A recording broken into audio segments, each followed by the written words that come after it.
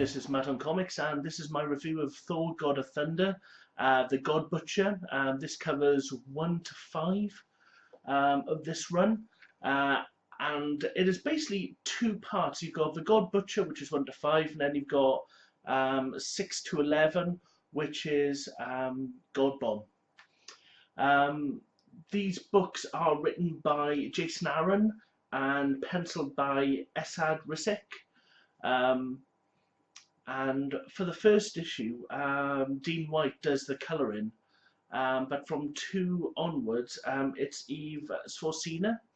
Um, I have to admit, I probably prefer Dean White in the first one a little bit more than Svorcina. I have to admit, I think I do. But this story tells a tale of 3 Thors. You've got the teenage Thor, it says pre-hammer. He hasn't earned that yet. He's got this really cool axe. Then you got the middle Thor, which he's like Thor of the Avengers, where he's learned to be a bit more humble and a bit more, I don't know, a bit more noble. And he's learned from a lot of his mistakes.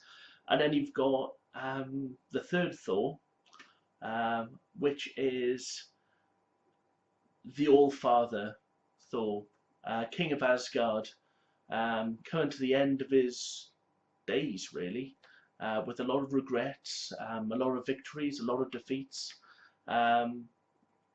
It's quite stunning to see time travel done well in this book. Well, in these books.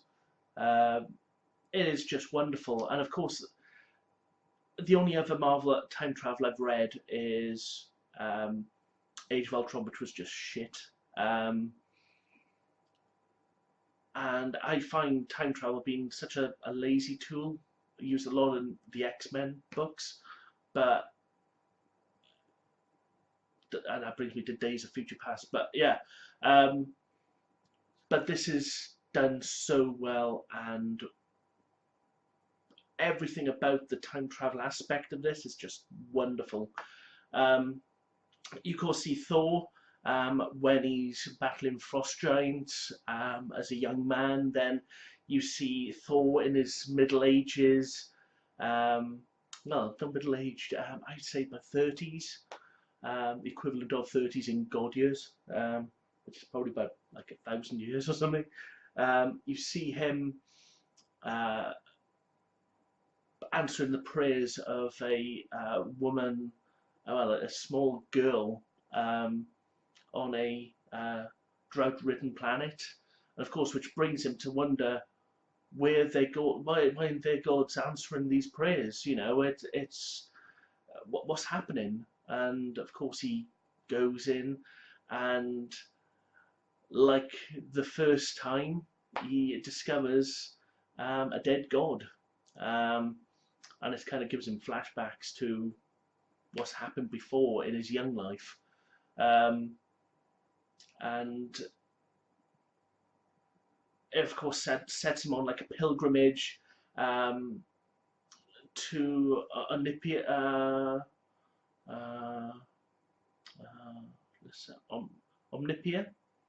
I think it's called, the kingdom of the gods, where they can all go there and exchange, and there's a council and there's a massive library, and you know, it takes him there to find out, you know, have there been more gods killed, and you know, it just spans these eons of time, and it is just wonderful to read. This is a beautiful book. It is.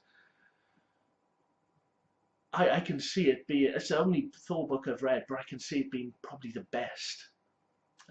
Even, you know, the Kirby days. It's such a subtle,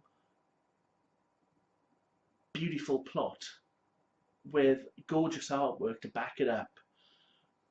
It is a perfect book, and just wonderful. And I thank Mahoney for giving me the chance to actually get into this.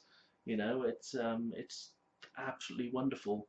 Um, I'm trying to stay away from too many spoilers, but you know, it's hard to give a correct overview of the series.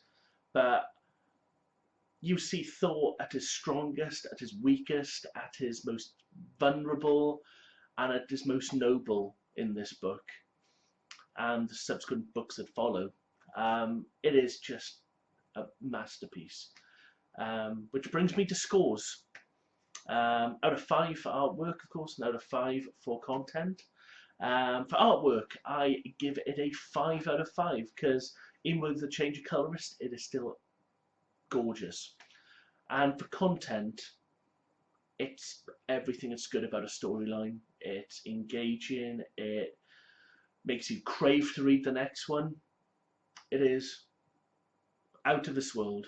So I give it a 5, which brings it to a perfect 10 for Thor: God of Thunder, The God Butcher, 1 to 5. Pick it up. You will not be disappointed. It is amazing. Please comment, subscribe, thumbs up. Let me know what you thought about it, and have a lovely week. Bye.